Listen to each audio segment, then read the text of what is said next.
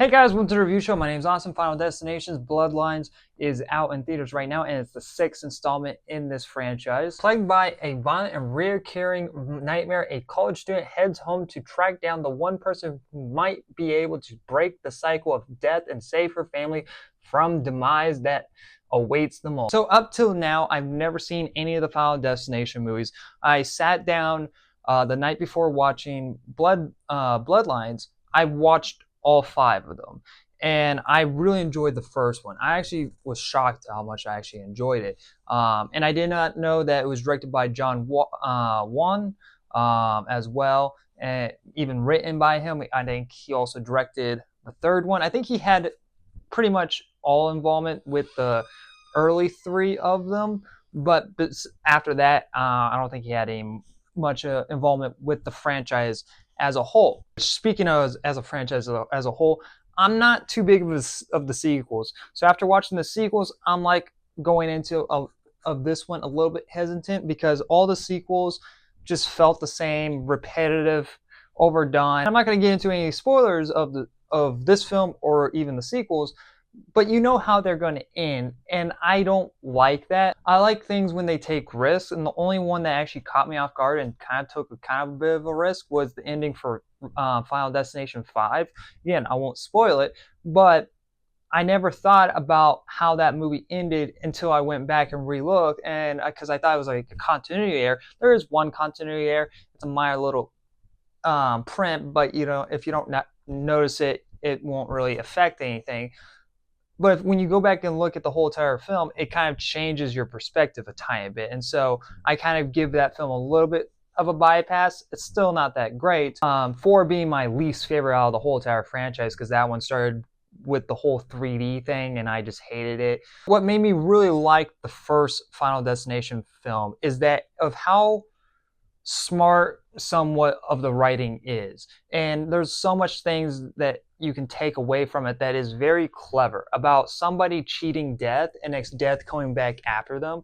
That at the time, that is something very unique for the film, and that's how the deaths happen after cheating death. They're very believable. Certain things have to happen for your death to be caused. There's only one part in the first film where it becomes kind of supernatural. I'm like, okay, that was ridiculous, which involves a bathroom scene, which was probably the most stupid kill, the most dumb kill throughout the whole entire film. But this film kind of brings this back to almost ground level to a degree. This film does have good suspense and thrilling moments throughout the film, and the deaths in this movie are really good. There's one I don't really like because it kind of goes a little bit overdone and involves like, you know, this like and like the hospital, and it involves magnets and metal and all that. I thought that was just gross and I didn't like that one. But overall, most of the deaths in this film I really did like. I think they did a very good job at setting things up. The whole selling point of this film of like this tower, and somebody gets a vision and next prevents everything from happening. But when you see this vision, it actually is very, very well done, with the tower collapsing and killing people. One of the brightest parts about the film. Nice, but my overall favorite moment in the film is all due from building suspense. When you see this piece of broken glass get into someone's drink, and you don't know which drink it is in, and it's all mixed in with ice, so you can't really see which drink it even is in. And throughout the whole entire segment, you're thinking of like, okay, who's going to drink the glass? Who's going to bite the dust, essentially. It's one of the best parts about the whole entire film. Even the acting in this movie is really good. For a franchise that is known to not really have good acting, the acting in this whole entire franchise isn't that good. Even the first one, it's not that great, but it's better than what the sequels do.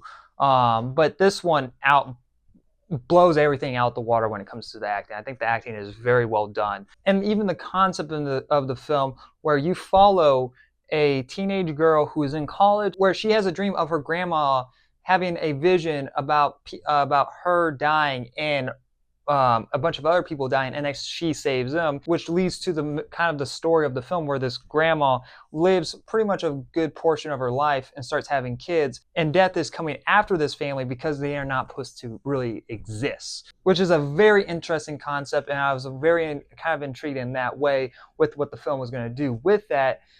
With that being said, this film just plays out pretty much as any other Final Destination film. If you've seen the other ones, you pretty much can predict certain things in this film, how they're going to happen, or even how the movie will end. And I find that to be annoying. I want to see films take risk with things. You're pretty much just there for the kills. The characters themselves are not really interesting, so when people do somewhat bite the dust, it's just like, oh, okay, well, see ya, bye. Even though that's actually kind of cool, and some of the special effects and maybe some of it's practical probably too is cool. I really didn't care about your character because we don't really know anything about your character.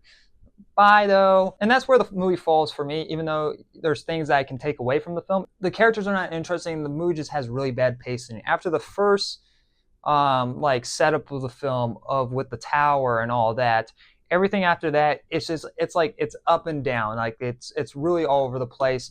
And this movie does something that really bugs me that the previous Final Destination movies did, is where you know when someone's gonna bite the dust. Besides that one that one scene with the broken glass in the drink, I knew which character was kind of gonna go first, but you didn't know when. But there's so many parts in this movie besides that moment where you know when the character's gonna bite the dust, like because they start backing away from the other characters, so then they can get the shot of the character dying in some way, or the movie would fake you out, and not with a vision like how you where you see this future of your death, and next you revert back to the present day and actually try to prevent that death. This movie has so many moments where it's just a fake out, and I'm like, that's fucking stupid. And you're thinking of like, what was the point of that? Why did that happen? Especially when with a certain character and it's revealed 5 minutes after, it's like, why didn't that happen then? If that's the case, the movie feels contrived at times, and you're basically just there for the kills, but that's not enough for me.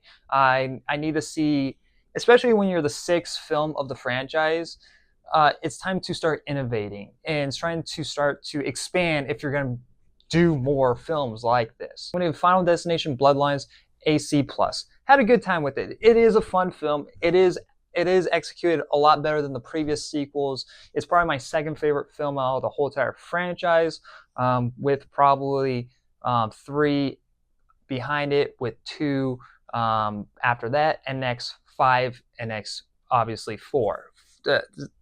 Even though I give 5 a little bit more respect than the other sequels, it's just that the CGI and the 3D gore really doesn't hold up anymore, so that's why it's still kind of even at the bottom, even though I give it kind of the respect that with the ending that it has. Yeah, but 4 is just awful. It's just not good. It doesn't it's almost like a soft reboot in a way if you really think about it. So, but yeah, anyway guys, let me know your guys' thoughts on Final Destination down below. I'm very curious to hear your guys' thoughts on the film. But anyway guys, thank you very much for watching, and like always, I'll see you guys next review. Bye guys.